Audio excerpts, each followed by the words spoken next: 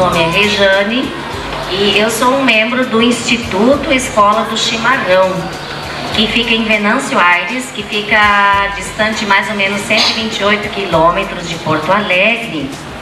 E lá então nós temos essa escola que é diferente da escola de volta vocês. com o programa Norte em Ação, novamente aqui no Centro de Ensino Médio Pastor Domes, a escola que tradicionalmente está envolvida com a cultura, promove a educação, está sempre à frente na liderança das questões das tradições gaúchas e evidentemente, é claro, né, nós mais uma vez fazendo uma visita especial aqui para recebermos, né, o pessoal que veio diretamente de Venâncio Aires, da Escola do Chimarrão, que está visitando hoje a entidade de ensino para trazer essa oportunidade de, através das oficinas, através de palestras, de um trabalho direcionado, aparecer aqui e trazer essas informações da nossa tradição gaúcha. Quem vai conversar conosco é a professora que faz parte aqui da Escola do Chimarrão, a professora Rejane Pastore, que vai participar conosco justamente para trazer essas informações. Ela que veio diretamente de Venâncio Aires, está nos dando prazer e a satisfação de estar aqui no nosso programa hoje. Tudo bom? Tudo bem. Nós viemos aqui a convite do GTG, da Escola Pastor Domes, para passarmos mais informações a respeito do que é a Escola do Chimarrão e ensinar para os alunos aqui desse colégio 36 formas de preparo, né? Formas diferentes do preparo do chimarrão, além de passar outras informações históricas também, medicinais da erva mate. Gostaria de aproveitar a senhora como professora, que está envolvida dentro desse projeto, desse processo, que realmente, dentro desse período que vivemos, que é a Semana Farroupilha, justamente as nossas tradições, elas tomam um corpo maior e, nesse momento, seria importante a gente resgatar essa nossa tradição e trazer algumas informações nesse sentido. A senhora falou em questões medicinais do chimarrão. Gostaria que a senhora exemplificasse alguma coisa nesse sentido.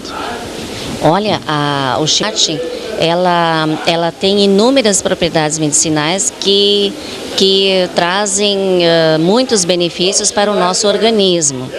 Então, a explicação para isso está na maneira como o chimarrão ele é absorvido, no caso, não é? Como é que se faz o chimarrão? Na verdade, ele é uma infusão, é um chá, porque joga-se água quente dentro da cuia, não é? E esse contato da água quente, que a temperatura ideal deve ser de 60 a 75 graus, faz com que todas as propriedades medicinais existentes na erva mate sejam melhor aproveitadas pelo nosso organismo. Então, entre elas está a vitamina A, B1, B2, vitamina C, contém também cálcio, fósforo, ferro, manganês e também flavonoides, que são tão propalados, não é?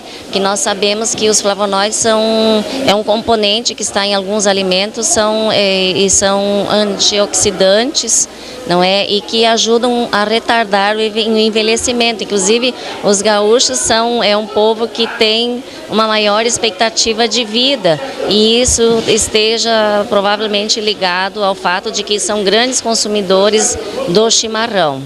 E foi feito inclusive um estudo na Universidade de Touro, da Califórnia, pesquisando comparativamente os flavonoides da erva mate, do vinho e do chá verde. A constatação foi justamente de que os flavonoides da erva mate são 2 vezes mais potentes do que os do vinho e 3 vezes mais potentes do que os do chá verde.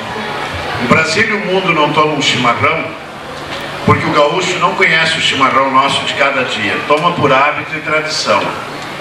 É um hábito de 500 anos, porque quando o Brasil foi descoberto, já se tomava chimarrão aqui. Os índios que aqui estavam... Continuamos aqui no Centro de Ensino Médio Pastor Domes, hoje tratando da Escola do Chimarrão, uma das nossas tradições gaúchas aqui, e é claro, respeito à Semana Farroupilha, com exclusividade total. Estamos aqui mais uma vez, né, para produzir essa programação especial, justamente para referenciar a nossa cultura para o nosso público e para todo o pessoal que se mantém sintonizado ainda de toda a nossa programação. Estou agora com a Suzel Yerk, ela que faz parte do GTG, Grupo de Tradições Gaúchas. E o mais importante de tudo é o nome bonito que deram para esse grupo, que é Pagos do Saber. Olha só que beleza, tudo a ver com a escola, tudo a ver com a educação. E é claro, né, nós queremos saber de ti a importância de trabalhos como esse que está sendo hoje desenvolvido aqui dentro da escola, com o propósito e o objetivo, é claro, de resgatar a nossa cultura. Tudo bom, Suzel? Tudo bom. O grupo de tradição nasceu justamente com essa ideia de que talvez as crianças estivessem se afastando da tradição por não terem conhecimento exatamente do que era a nossa tradição. Nós vivemos na cidade grande, a bombacha não é mais usada, né? Não é uma coisa usual, o chimarrão ainda é, mas ainda muitas famílias não tomam usualmente. Então nós tivemos essa ideia de trazer um pouco de esclarecimento para as crianças sobre a nossa tradição. Por que o chimarrão surgiu? Como surgiu? E a ideia é que as crianças comecem a ter um pouquinho mais de orgulho das nossas tradições e percebam que não precisam ter vergonha de ser gaúcho, de gostar do chimarrão, de usar uma bombacha, de usar a pilcha.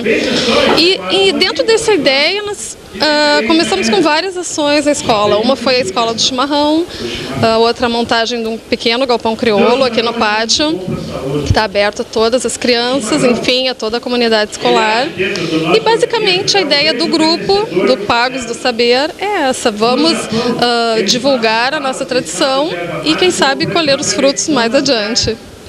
Sem dúvida nenhuma, o orgulho de ser gaúcho é uma das coisas que a gente mais referencia dentro da nossa programação. Até porque o nosso programa, além de atender aqui a nossa região, a cidade de Porto Alegre, está no mundo inteiro através da poatv.org, onde o pessoal acompanha e nós, com muito orgulho, com muita satisfação, exportamos a nossa cultura, a nossa tradição diretamente de Porto Alegre para o mundo. Mas falando em Pagos do Saber, né, como tu disseste aqui, eu sei que isso foi escolhido por alunos da escola. Você que é mãe aqui de aluno da escola do Centro de Ensino Médio Pastor Domes, eu gostaria que tu contasse como é que foi essa escolha. Bom, quando esse grupo surgiu, a ideia, como eu falei, era isso, era trazer mais crianças para junto do nosso movimento. Então surgiu a ideia de se fazer um concurso entre os alunos da escola para a escolha do nome. Então, nós organizamos e foi até, para nossa surpresa, uma participação grande. Foram mais ou menos 300 sugestões de nomes e muitos nomes bonitos. Foi difícil escolher, mas esse nome em especial ele se colocou de uma maneira tão envolvida com, né, a escola. O saber tem tanto a ver com a escola e acabou vencendo. Foi um aluno da 2ª série aqui da escola e de lá para cá nós adotamos então esse nome. E a ideia agora no próximo ano é fazer um concurso então para a escolha do logotipo também, assim, um concurso, sempre ações que tragam as crianças e a comunidade escolar para participar junto com a gente. Muito bem, essa é a Suzel Yerk participando com a gente agradece muito pela participação e é claro, nós vamos continuar aqui conversando com o pessoal, trazendo mais informações sobre os acontecimentos, né, sobre esse trabalho maravilhoso que está sendo direcionado aqui pela escola em parceria com a Escola do Chimarrão. A gente sempre procura trazer para você essas informações vinculadas à nossa comunidade, que vocês vão poder curtir também com exclusividade em especial como é que surgiu o chimarrão, um VT que nós vamos colocar para você poder acompanhar em seguidinho. Dos primórdios da civilização até 1509 d.C., a erva milagrosa. Desde muito antes da chegada dos conquistadores europeus, principalmente pelos guaranis e caiganes, embora por muito tempo seu consumo fosse restrito apenas aos membros mais importantes das tribos, como caciques e pajés. O processo de extração utilizado pelos indígenas consistia em coletar a caá, erva ou erva milagrosa em Guarani, no mato durante o ano todo, de maneira manual ou usando instrumentos artesanais de pedra ou madeira. Para o transporte, amarravam-se as ramas em feixes, chamados macaco, manejo, maruca, pesando em média de meia a uma arroba, o que corresponderia de 7,5 kg a 15 kg. Atados com taquara mansa, cipó ou tiras de casca de embira. Em seguida, as folhas eram sapecadas rapidamente sobre uma fogueira feita com restos de galhos encontrados no mato. Pendurava-se o feixe sobre um fogo suave durante um dia e uma noite, onde ficava balanceando com o soprar do vento, dando-se o nome de macaco, até desidratar. A cancheação ocorria quando a erva começava a estalar ou rachar, então se iniciava a depena ou desbaste das folhas já secas, tudo feito à mão sobre peneiras. Depois a erva era socada com a mão de pilão, um tronco longo, fino de um lado e grosso do outro, no pilão de pedra, tronco de madeira ou cipó trançado. A caí, que era como os nativos chamavam a água de erva, era servida na caiguá, que consistia em uma espécie de porongo e sorvida com o auxílio da tacuapi, que era uma pele de pau oco similar a uma taquara. 1510 a 1659, erva do anhanguapita, diabo. A extração era feita pelos tarefeiros com o auxílio de foice ou espada podando os fibrosos ou lenhosos.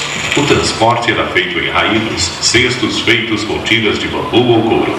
A secagem era feita sobre o carijo, que era um giral de madeira roliça sobre 4 ou mais forquilhas, a diferentes alturas do solo, sobre o qual a erva permanecia em pé até secar, com o auxílio de uma fogueira, por 24 horas, sendo coberta à noite por um couro de animal. Na cancheação, a erva era surrada sobre um couro de animal ou diretamente no chão batido, com o auxílio de facões de madeira ou mangá, até o ponto de ficar triturada. A erva era armazenada em recipientes conhecidos como surrões, que podiam ser feitos de couro costurado ou taquara trançada. O transporte da erva era feito no lombo de cavalos e mulas, nos chamados cargueiros.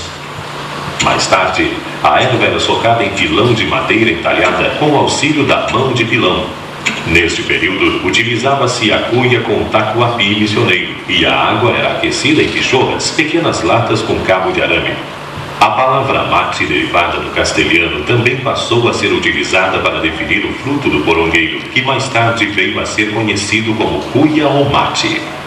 Foi a partir desta época que se passou a usar o termo chimarrão para denominar a bebida, sendo que a expressão deriva do espanhol cimarrón, que inicialmente significava animal selvagem ou sabor amargo. 1660 a 1768, chegada da Companhia de Jesus, jesuítas. A partir da chegada dos padres jesuítas ao sul do continente americano, a erva mate passou a ser coletada com auxílio de facão e foice, podando-a de baixo para cima. O transporte era feito com auxílio da zorra, um elemento de madeira bruta no formato de forquilha, tracionada por animais. No momento do sapeco, a erva era introduzida em um cilindro de tela, movido a manivela sobre uma fogueira, sendo sapecada em movimento espiral. O processo de secagem passou a ser realizado sobre um giral coberto por elementos da natureza e afastado das demais construções, para diminuir os riscos no caso de um possível incêndio. A cancheação também começou a ser feita de forma mais moderna e engenhosa. Em uma cancha com auxílio do ouriço, um elemento cilíndrico cravejado de estacas de madeira nobre, que inicialmente era tracionada por força humana, mais tarde sendo substituída pela tração animal. Para realizar o soque, passou-se a utilizar o monjolo, considerado por muitos o primeiro invento de cunho industrial e que era movido com o auxílio do peso d'água, originando movimentos lentos que socavam a erva com 2 mãos de pilão. E a erva era armazenada em caixas de madeira conhecidas como tulhas. Neste período, a bebida já passou a ser servida com cuia e bomba, sendo que as bombas já eram produzidas em prataria e latão com detalhes de alpaca, bronze, prata e ouro, e as cuias eram fabricadas também em porcelana. 1769 a 1866. Ouro Verde. Neste período, o naturalista francês Auguste de Saint-Hilaire nomeia cientificamente a erva como Ilex paraguaiense, sendo-se o manejo de cortes em diferentes regiões, com o diferencial de que a erva passou a ser colhida somente no período de inverno. Os carretões, com 4 rodas de raios de madeira e puxado por 2 juntas de bois, passaram a ser utilizados para transportar o maior volume de produção. No sapeco, a erva era introduzida em um cilindro de grande porte de tela, movido a manivela sobre uma fogueira, sendo sapecada em movimento espiral.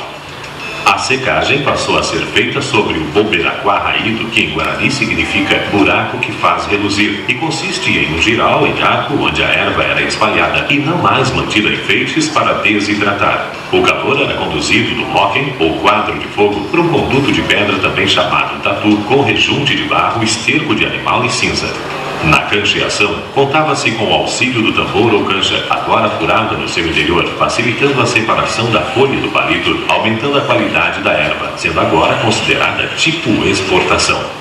Com o aumento da produção, o soque foi modernizamento da produção também acarretou o surgimento do paiol, também conhecido como noque, o que consistia em depósitos de grande porte para o armazenamento da erva. A erva ficava armazenada dentro de sacos de aninhagem, pipas e pequenas caixas. O chimarrão era servido com cuia e bomba, tornando-se também mais comum o uso da chaleira e do bule. 1867 a 1980. Chegada da energia elétrica. Em meados da década de 1860, a energia elétrica chega ao Brasil, causando uma grande revolução nos costumes e na economia. As técnicas de cultivo e beneficiamento da erva mate também passaram a ser gradativamente modificadas a partir da implantação dessa nova forma de energia. O processo de extração continuava sendo feito com o uso do facão, sendo que em seguida a erva era envolvida em raídos, grandes feixes amarrados por uma trama de taquara mansa de aproximadamente 200 quilos. No transporte já se utilizavam veículos mais eficientes, como carretas e tratores. O sapeco passou a ser feito em um cilindro de chapa de metal perfurada, movido por um motor elétrico sobre a fogueira. Na secagem, o barbacoa passou a ser substituído por uma versão mais aprimorada, conhecida como arapuca, que consistia em um estrado de madeira cercado por paredes de tijolo de barro, onde as boquias são cobertas por chapas metálicas semelhantes a chapéus chineses. O quadro de fogo é coberto de tijolos, assim como o conduto. Para a cancheação, utilizava-se então um picador cilíndrico com dentes de ferro. A energia elétrica também já era usada no soque, onde movia o pilão, que podia ter até 24 mãos. Neste período, a erva é comercializada em sacos de nylon e embalagens de papel. Também nessa época, torna-se popular o uso de bombas, cuias e chaleiras dos mais variados tipos e formatos. 1981 até a atualidade. Indústria de erva mate. A partir do início da década de 1980, o moderno processo industrial foi implantado para o beneficiamento da erva mate, o que permitiu que a sua produção fosse dinamizada e expandida em grande escala, além de conferir um significativo ganho de qualidade ao produto. Nos dias atuais, o tarifeiro continua sendo responsável pela extração da erva, mediante a utilização de facão e outras ferramentas como serrote, tesoura e tesourão. Na indústria, o primeiro processo pelo qual a erva passa é o sapeco, realizado em uma caldeira cilíndrica mecânica giratória, onde a erva efetua movimento espiral, sendo que o quadro de fogo agora tem a sua temperatura controlada. Em seguida vem a cancheação, onde a erva é triturada em modernos equipamentos, passando por um caracol, de onde é conduzida a secagem. No processo de secagem, a erva passa através de um secador automático, onde sofre um processo de desidratação, perdendo até seu peso, sendo em seguida levada por aspersão ao processo seguinte. Na sequência, a erva é conduzida por gravidade ao soque, onde, através de elevadores, é depositada em uma tulha que está sobre a máquina empacotadora, pesando automaticamente e conduzindo-a em esteira até a colagem e enfardamento. A erva, então, é comercializada em embalagens de papel e metalizada. Assista diariamente no canal 6 da NET Norte em Ação e também na Rede Mundial.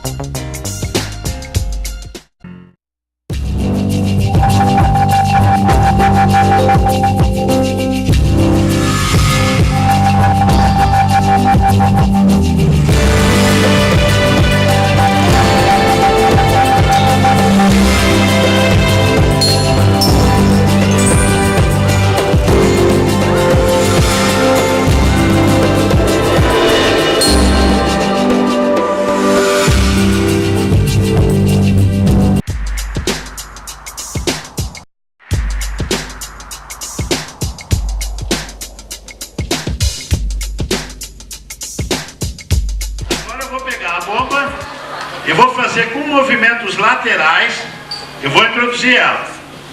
Pessoal do Grupo de Tradições Gaúchas aqui do Centro de Ensino Médio participando ativamente aqui nessa semana especial, a Semana Farroupilha, onde a nossa cultura e o orgulho de ser gaúcho está em voga. E estou recebendo agora mais uma mãe de alunos aqui do Centro de Ensino Médio Pastor Domes. Ela é mãe de 2 alunos, um da 5ª e da 8ª série, e participa do GTG. Patrícia Pumes, que vai nos dar a satisfação da sua presença dentro da nossa programação. Tudo bom? Bom, eu estou participando do GTG já faz muito pouco tempo. Na verdade, tem um grupo que já vem nessa luta há mais tempo. E estou muito satisfeita, assim, os meus filhos também, vendo, né, a representação de pais diante da lembrança que a gente vem trazendo e ensinando a eles, que a escola está nos patrocinando isso do momento que, junto com o GTG, nos forneceu esse momento, esse local, que para nós também é muito agradável. Então, Patrícia, eu gostaria assim, vocês estão preparando uma semana especial ali no Galpão Crioulo. Eu gostaria que tu falasse sobre as atividades que vão ser colocadas à disposição da comunidade escolar. Na verdade, o grupo está se esforçando bastante, porque somos um pequeno grupo ainda, com pretensão de crescer e que as crianças interajam bastante. Nós estamos assim, fazendo atividades, dança gaúcha, junto às crianças da educação infantil. Nós fizemos a apresentação ainda essa semana e temos mais algumas programações ainda por vir ainda. Mas diante de agora nós estamos na escola de chimarrão, que é para eles conhecer mesmo de onde e por quê que nós tomamos chimarrão.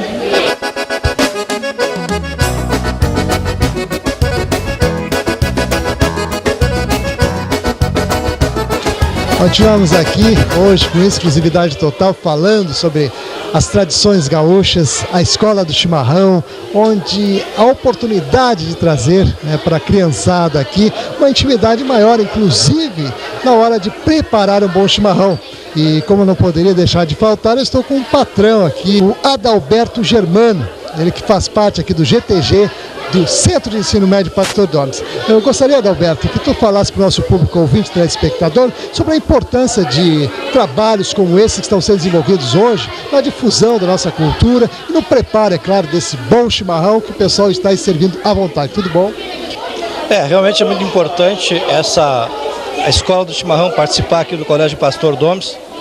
Foi uma iniciativa nossa, eu conheci eles numa feira de negócios em Venâncio Aires, achei a ideia muito importante, porque muito me alegra ver a gurizada numa praça tomando chimarrão, tá? E muito me entristece outros dessa mesma praça, num outro canto, usando droga. Então assim, o chimarrão é uma coisa que une as pessoas, que não tem patrão nem peão, é tudo uma coisa só. E o chimarrão faz parte da nossa tradição, o chimarrão existe desde que o Brasil existe, tem 500 anos, os índios já tomavam chimarrão, e porque aqui na escola, digamos assim, a nossa cidade é uma selva de pedra, então nós temos que resgatar essa cultura. Nós fizemos um galpão crioulo aqui para a semana, para o mês Farroupilha, então assim, é de muita importância, e o Pedro da Escola do Chimarrão está nos brindando com essa visita aqui, que eu acho muito importante. E agora, com muita satisfação, eu vou falar com o diretor executivo, o Pedro Schweinberg. Ele que estava palestrando, trazendo essas informações todas aqui para a garotada do Centro de Ensino Médio Pastor Domes, em parceria com o GTG aqui da escola. E, é claro, vai participar conosco também para falar da importância desse trabalho de levar a nossa cultura, a nossa tradição às escolas do estado do nosso Rio Grande do Sul. Tudo bom, Pedro? Tudo bem, é um prazer estar falando com vocês. Porque esse trabalho que nós fizemos, alguém tem que ficar sabendo. Esse trabalho que vocês fazem nos ajuda no nosso trabalho, né? Porque nós vemos o chimarrão como uma coisa muito importante e está faltando divulgação. Eu sempre digo que quanto mais nós trabalhamos fora do nosso estado, fora do Rio Grande do Sul, mais trabalho nós temos que fazer no Rio Grande do Sul. Porque um hábito de 500 anos é sintoma de coisa boa. Por que o Brasil, se é tão bom, por que o Brasil e o mundo não tomam chimarrão? Porque o gaúcho não conhece o chimarrão nosso de cada dia. É a minha concepção. Porque Se o gaúcho soubesse que o chimarrão tem todas as propriedades medicinais, tem todo esse misticismo, tem toda essa magia da integração, tem toda essa facilidade de preparo, né? Toda essa tradição, o Brasil e o mundo vão tomar chimarrão também quando souberem dos benefícios. Um hábito e uma tradição não se importa nem importa. Agora, quando as pessoas percebem os benefícios, com certeza elas vão passar a usar também. Então esse trabalho que nós fizemos, apoiado com vocês da imprensa, ajuda muito na saúde humana, nas relações das pessoas, porque é numa roda de mate que a gente tem sempre, né, o encontro das pessoas e, quando solitos, o encontro conosco mesmo, né? Porque ele é um companheiro que, calado, responde a todas as nossas perguntas. Olha só que bonito, e além disso ainda dá entrevista em prosa e verso, né? E por falar nesse trabalho que resgata a nossa cultura, como você colocou muito bem, é importante que a gente cada vez divulgue mais, né, as nossas tradições e a maneira, evidentemente, aquela maneira fácil de fazer um bom chimarrão. Algo mais a gente vai mostrar para vocês as variedades, né, e as opções que existem na possibilidade de você também aprender a fazer um bom chimarrão. Mas Pedro, assim, eu estava observando aqui na tua palestra, uma coisa muito importante que está trazendo para dentro da escola, é a questão dessa conscientização do não uso de droga, né, a substituição pelo chimarrão. Já que veio essa ideia de vocês de colocar algo nesse sentido e vincular, evidentemente, a nossa cultura. Eu não sei precisar quando é que foi o início desse trabalho, porque eu estou enganjado, o projeto Escola de Chimarrão existe há 8 anos, eu estou enganjado há 4 anos e hoje é um ano o tempo integral. Mas com certeza ele surgiu quando era observado que em todas as clínicas de recuperação de alcoólatras e drogados, eles substituíam pelo chimarrão. E nós temos como vice-presidente da Escola de Chimarrão um médico, o Dr. Oli Pedrinho Schwingel, que já descobriu 101 estudos científicos da erva mate no mundo. E está provado cientificamente que quem tem o hábito do chimarrão está menos propenso ao uso de drogas, porque o chimarrão ele é um estimulante. Ele é usado em energéticos hoje, ele é usado contra a fadiga, é usado contra a ressaca, sabe?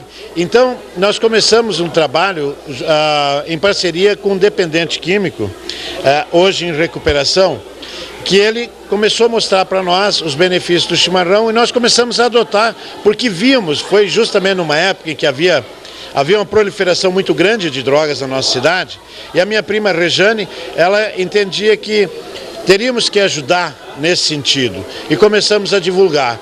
E esse trabalho tem tido muito êxito, a gente fica feliz em executá-lo, e tem coisas que o dinheiro não paga. Isso é uma coisa, a satisfação das pessoas, sabendo que tu está levando, incutindo a um jovem hábito bom, salutar, uma advertência que ele não vai esquecer tão fácil, porque na nossa palestra eles interagem, né?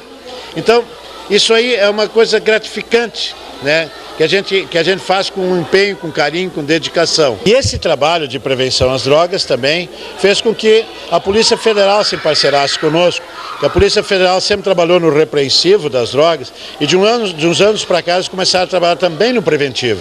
Então eles doaram para nós um ônibus que serve como escola itinerante, onde levamos todo o nosso material também, né? Percorremos todo o estado, e também alguns equipamentos para a escola, e como também, se previamente agendados, participam também de palestras, né? Muito bem, Pedro, vamos aproveitar, vamos mostrar o preparo do chimarrão, vamos conhecer aqui as modalidades. Então, Pedro, vamos começar aqui. Como é o nome desse primeiro? Esse é para ser um roda de carreta. Esse aqui seria o invertido, esse aqui o homenagem, né, ao Colégio Pastor Doms. Esse aqui o repartido, que pode virar a bomba de um lado para outro.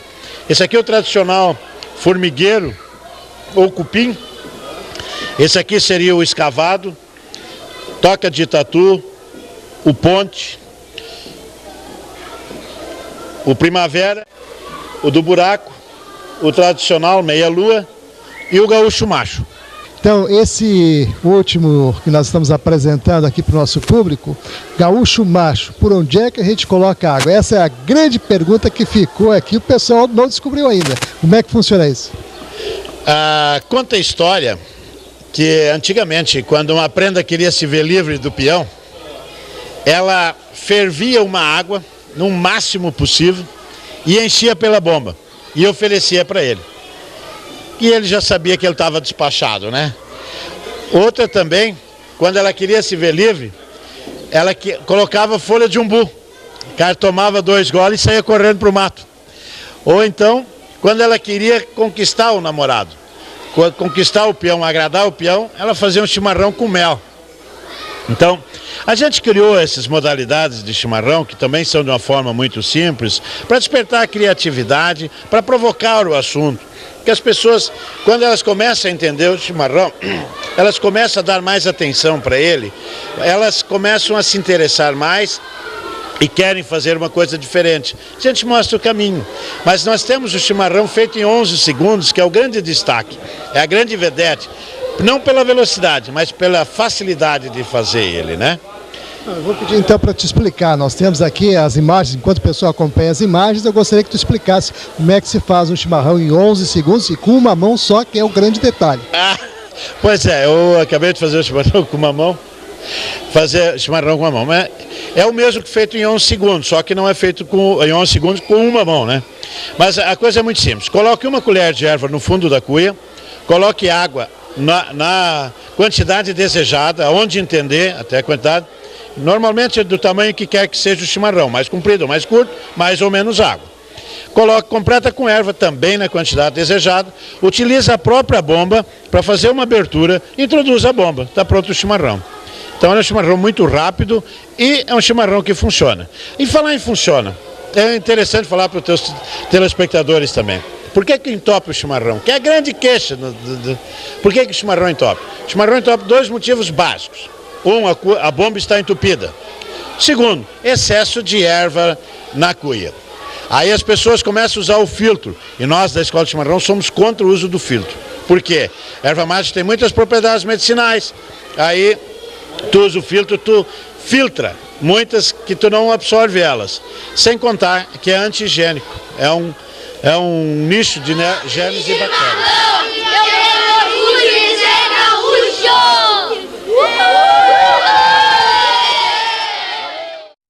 Quando eu saio da escola, ao invés de ficar na rua, participo de atividades que me preparam para um futuro melhor.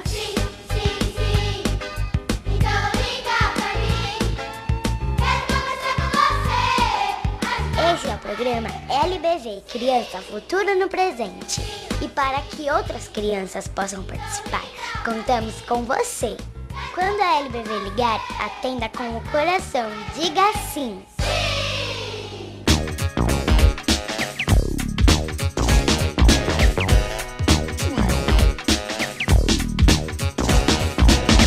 Estamos de volta no quadro Alô Doutor, novamente aqui na Rua Lusitana, o Dr. Jorge Faria Correia, para tirar as dúvidas com relação às questões da odontologia. E é claro, se você quiser encaminhar a sua pergunta, encaminhar a sua questão, pode fazê-lo agora, fazê-lo já, através do telefone 3023 4725 ou então nosso e-mail alodoutor@ig.com.br. Vamos então à primeira pergunta do programa de hoje, que vem do bairro Jardim Botânico. Quem pergunta é a Judite. Ela quer saber o que pode ser feito quando o descarrilamento acontece com frequência, Dr. Jorge. Muito bem, gente. Isso aí realmente é um problema muito grave até, não é? Porque quando isso acontece com frequência, é sinal que você está com uma disfunção da articulação temporomandibular, ou seja, da ATM. Você deve procurar de imediato um cirurgião bucofacial, relatar a ele o seu problema e ele vai certamente proceder à correção desse problema.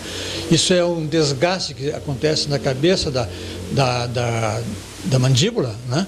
Onde tem o côndilo e a cavidade glenoide, aquela cavidade onde a mandíbula trabalha dentro. Lá tem um menisco, uma cartilagem que amortece o esforço mastigatório e a dor, né?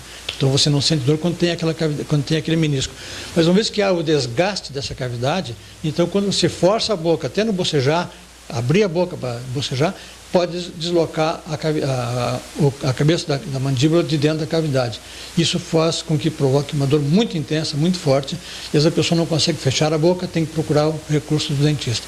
Procure o seu bucofacial, ou seja, um bucofacial, relate ele e ele vai fazer a correção desse teu problema. Muito bem, vamos às informações da Judite aí do Jardim Botânico. A gente agradece aí muito pela participação e ao Dr. Jorge por estar com a gente dentro do quadro Alô Doutor, levando a informação e tirando as dúvidas, né?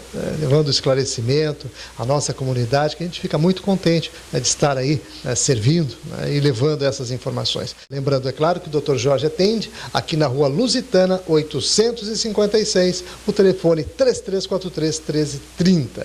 E é claro, você que está ligado, sintonizado, continue aí, que no instante só a gente volta.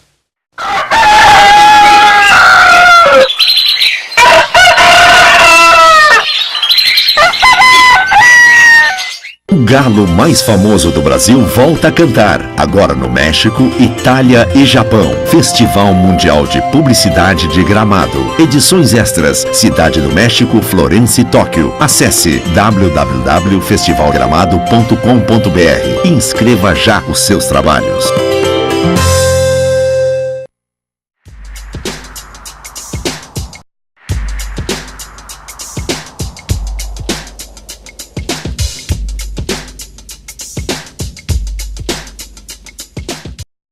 Graças às suas doações, no ano de 2006, o Educandário São João Batista conseguiu atingir o número de mais de 14 mil atendimentos gratuitos. O Educandário atende nas áreas de fisioterapia, hidroterapia, fonoaudiologia, oficina de artes, escola.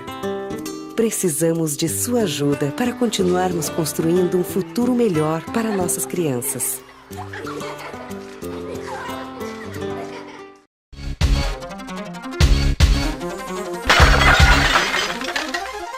Estamos hoje aqui na Avenida Plínio Brasil Milano, no programa Norte em Ação, atendendo a mais uma reivindicação da nossa comunidade, que é o combate ao vandalismo, a depredação que acontece na nossa cidade, e a gente sempre, é claro, atendendo aí as reivindicações do pessoal que interage dentro da nossa programação. Inclusive, se você quiser também participar com a gente do combate ao vandalismo, participar, manifestar a sua opinião, pode ligar aí para o telefone 3023 47 25 ou então através do nosso e-mail, alodoutor@ig.com.br. A gente tem percorrido ao longo desses anos a cidade e sempre mostrando assim situações que nos preocupam muito. Afinal de contas, o orelhão é um bem público que está à disposição da comunidade justamente para servi-la. E quando surgem situações de emergência que a pessoa realmente precisa ter, né, um telefone à sua disposição, pode chegar aqui, como nós estamos chegando agora, um orelhão aqui em Plínio Brasil Milano, aos pés do viaduto Obelici, e ter esta depredação. Realmente é um fato que lastimamos e queremos sim, através da sua ajuda, através da educação, mudar esse panorama. E nesse sentido, é claro, nos colocamos à sua disposição. Então observe aqui o estado que está esse telefone. É um telefone realmente totalmente depredado, a pessoa pode inclusive se machucar, aqui é um problema sério que vivemos. Além disso, temos mais um outro problema, né? A dificuldade também de comunicação, que o vandalismo está aí, você observa inclusive a pichação que existe nele, e isso realmente é um problema seríssimo, né? Não podemos dar sequência a esse tipo de fato, isso é algo que podemos evitar e devemos fazê-lo.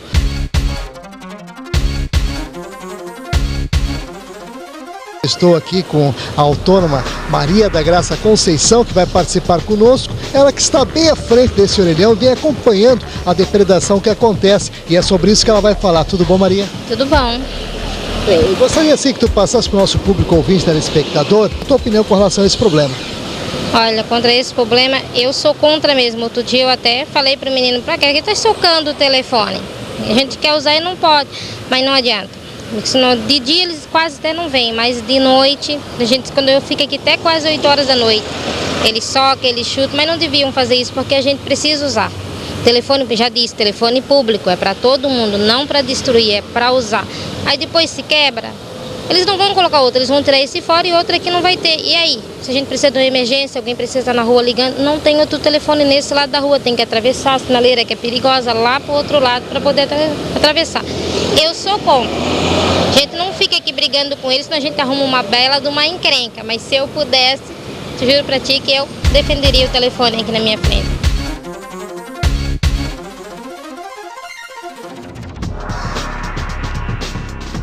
Mais um integrante da comunidade que assiste diariamente os vândalos com as suas ações nefastas ao nosso patrimônio público. O senhor Jader também é autônomo, que está sempre presente aqui e acompanha os problemas que acontecem. Então, senhor Jader, eu gostaria que o senhor relatasse aí os problemas que vêm acontecendo com relação ao pessoal que, infelizmente, vem fazendo esse tipo de ação aqui junto à telefonia pública.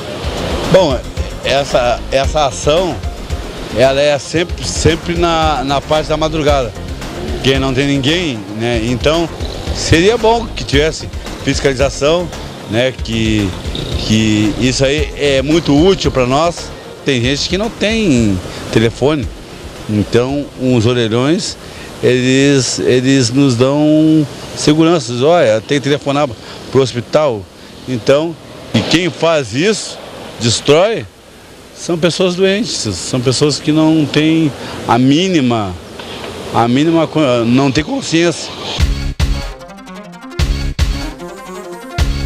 Continuamos aqui na Avenida Plínio Brasil Milano, a Zona Norte de Porto Alegre, aos pés do viaduto Obirici, tratando aqui dessas questões do vandalismo, a depredação da telefonia pública, enfim, os problemas que diariamente a gente depara aqui na cidade, e nós estamos fazendo uma campanha de conscientização e, é claro, ouvindo a opinião da nossa comunidade. Temos mais um integrante aqui da comunidade, o músico Alexandre Oli, que vai participar com a gente também para manifestar a sua opinião e a sua indignação com relação a ações como essas. Tudo bom? Tudo bem. Olha, eu queria falar o seguinte, eu acho que as pessoas tinham que se conscientizar que estão fazendo isso para elas mesmas. Eu mesmo tento, às vezes, eu moro aqui pertinho, sair, ligar em caso de urgência, tem que andar várias quadras porque só encontra isso aqui. Então, eu não sei que fim vai ter isso, né? Que fim vai tomar isso. Acho que cada um tinha que olhar, né, porque está fazendo e que as coisas vão andar bem direitinho.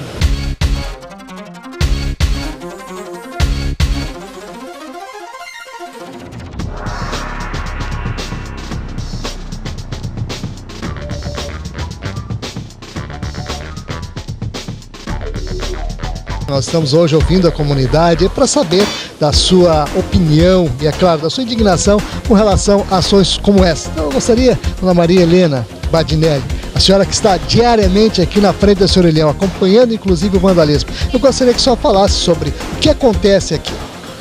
Às vezes do colégio mesmo já vão jogando pedra, bate com a cabeça para estragar, né? Aí a gente quer telefonar, nunca tem um telefone direito, né, arrumado, sempre está estragado. Um senhor de idade desmaiou aqui na frente e já o telefone não está funcionando. É isso aí, então acompanhamos aqui a comunidade com um problema seríssimo, realmente do vandalismo que acontece. Inclusive nós vamos conversar aqui com mais duas estudantes, né, que estão aqui junto conosco na Avenida Plínio Brasil Milano e vão participar também para falar sobre esse problema. Como é o teu nome? Andriele. Andriele, você que passa diariamente aqui pela Plínio Brasil Milano, aos pés aqui do Obirici, onde estamos hoje aqui, e eu gostaria que tu desse a tua opinião também com relação a esse tipo de ação. Bom, eu acho que aqui tem muito pouco policiamento, é um horror o vandalismo que existe, é nas ruas, é pessoas brigando, é sem noção. É uma situação muito grave, a gente acompanha aqui a situação da nossa comunidade, inclusive temos mais uma colega que também vai participar aqui conosco para manifestar a sua opinião sobre esse problema sério que nós estamos tratando hoje, que é o vandalismo na cidade. Tudo bom? Tudo bem. Bom, eu acho que cada um tem que colaborar, né? Com a nossa sociedade, que pode ver pela pichação, que há muito aqui. Eu acho que é isso, né? Todo mundo tem que fazer sua parte, porque o vandalismo até tá com um papel que tu toca no chão, já é um vandalismo com a nossa sociedade, assim. É um problema de educação, sem dúvida, né? Sim, sem dúvida a educação. Eu acho que a gente tem que tratar isso em casa, com respeito, assim, até os pais mesmo. Os pais ensinam seus próprios filhos, eu acho que eles, tocando o papel, vai seguir o exemplo para os seus filhos, né? Sem dúvida. Inclusive eu quero aproveitar aqui duas jovens simpáticas participando com a gente do programa hoje. E é claro, eu gostaria que desse uma sugestão. Como é que a gente pode reverter essa situação? Bom, eu acho que para reverter isso vai de cada um pensar, né? Mas eu acho que tendo mais policiamento assim nas ruas, eu acho que converte bem mais a situação.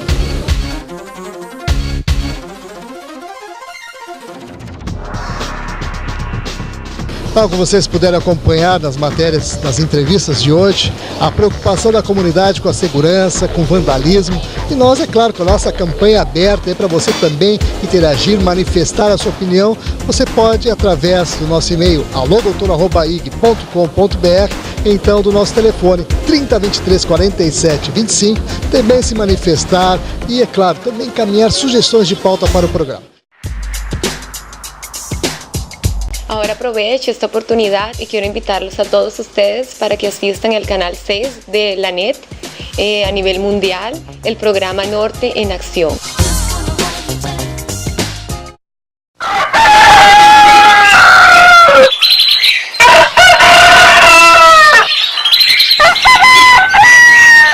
O galo mais famoso do Brasil volta a cantar, agora no México, Itália e Japão. Festival Mundial de Publicidade de Gramado. Edições extras, Cidade do México, Florença e Tóquio. Acesse www.festivalgramado.com.br e inscreva já os seus trabalhos.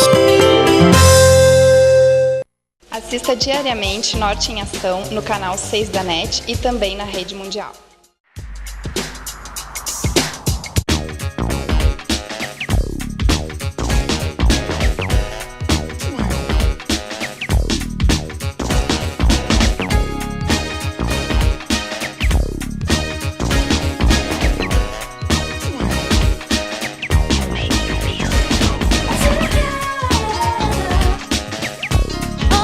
Estamos de volta com o programa Norte em Ação, no quadro Alô Doutor, novamente aqui na Rua Coronel Feijó 877, na Faro Fino.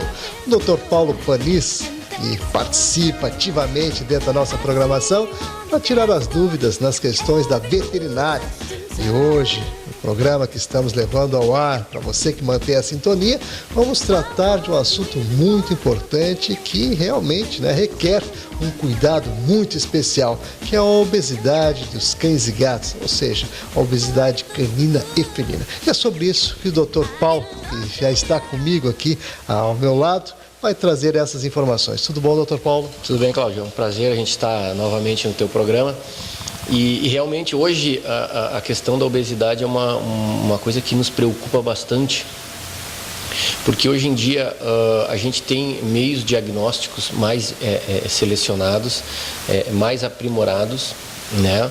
Então assim, a gente tem condições de dar uma longevidade maior aos nossos cães e gatos. Porém, a obesidade hoje ela vem a nos fazer ter um desafio maior, né? Porque um cão obeso ou um gato obeso, ele é um animal assim que dificilmente a gente vai ter uma longevidade como a gente teria com um animal que tem um peso ideal para o seu tamanho, né? Então assim, a obesidade ela é geralmente relacionada com excesso de alimentação, né? Existem algumas doenças que pode se enquadrar em casos de obesidade, né? Às vezes o hipotireoidismo é um quadro que pode levar à obesidade, né? Existem algumas disfunções metabólicas também importantes que podem levar à obesidade. Mas assim, dos casos de obesidade em cães e gatos, eu te diria assim, 95% é por excesso de alimentação. Então, e sem contar que a questão da obesidade, ela, além da gente diminuir a longevidade do animal, né, o animal ele se torna mais calmo, ele se torna um animal que não vai brincar, né? Ele é um animal que tem uma pouca resistência para passeio, né? Ele é um animal que dificilmente ele vai ter aquela vivacidade que um animal com peso normal tem pelo próprio excesso, né, de peso. E também sem contar que a gente pode ter problemas futuros, né, principalmente problemas cardíacos, problemas renais e às vezes até o diabetes. Realmente, doutor Paulo, isso nos chegou já, inclusive eu quero aproveitar e deixar já para o pessoal o telefone e o e-mail para começar aí a interagir, encaminhar as perguntas para o quadro Alô Doutor. O telefone é o 3023 47 25 e o nosso e-mail alodoutor@ig.com.br. Como eu ia dizendo, isso chegou através dos nossos telespectadores, a preocupação, é claro, em manter a saúde do seu animal de estimação. Por isso, nós viemos hoje tratar pontualmente dessa questão. E nesse sentido, Dr. Paulo, eu gostaria que o senhor desse algumas dicas, informações mais detalhadas, para que o pessoal que nos acompanha nesse momento possa, evidentemente, já adotar algum comportamento diferenciado, inclusive, para evitar essa obesidade. Olha, Cláudio, assim, hoje em dia a gente tem uma tecnologia de ração muito avançada, né? Então a gente tem rações para N tipos de problemas, rações para cães com problema renal, cardíaco, problema de intestino, diabetes, rações específicas para cães pequenos, cães grandes, cães médios. Então, assim, eu recomendaria, assim, basicamente, se a gente pudesse, se cada proprietário pudesse alimentar o cão com ração específica para a raça ou para o tamanho do animal, né, é o ideal. Porém, assim, a gente tem que ter um cuidado muito especial, que nas embalagens eles informam mais ou menos a quantidade que seria ideal para cada animalzinho pelo seu peso. Então, assim, se o proprietário puder fazer esse acompanhamento no que tem na embalagem, eu diria para ti assim, é bem difícil a gente desenvolver um animal obeso. Né? O que acontece às vezes, as pessoas têm aquela reticência assim, de achar que o animalzinho precisa comer um pouco mais e realmente não precisa. O que está estabelecido é o que realmente... Porque as indústrias de rações, elas têm centros de pesquisas, então realmente aquilo que está informado é a necessidade calórica diária do animal. E também, sem contar, né, Cláudio, assim, a questão dos petiscos, então, às vezes o cão a pessoa está almoçando, o cão fica perto, o gatinho fica por perto, daí ele sempre recebe um pouquinho de alimentação, e aí, às vezes, o cão e o gato, o paladar é muito aguçado, eles acabam se alimentando de uma coisa que é mais palatável que a ração, e a gente corre o risco do animal não se alimentar com a ração, querer só o alimento humano. E às vezes essa tentativa do animal tentar comer uma coisa mais palatável, o proprietário acaba com pena e acaba dando comida, né, alimentando. E aí acaba criando um grande problema que a gente chama de apetite caprichoso. O animal dificilmente retorna a comer a ração se ele já tem um paladar, já tem uma comida de melhor paladar para ele se alimentar. Então, assim, eu diria assim para ti que se a gente conseguir alimentar o animal com ração específica para a raça, para o tamanho dele, dentro dos padrões que a indústria recomenda, e sem utilizar petiscos, sem utilizar qualquer coisinha que tu pode dar, o que sobrou da comidinha da criança, às vezes o cachorrinho acaba comendo. Isso aí não é nada bom, porque é um desbalanceamento nutricional muito importante. E o animal, às vezes, acaba comendo a comida numa quantidade elevada, que acaba ocasionando o depósito de gordura e, como consequência, a obesidade.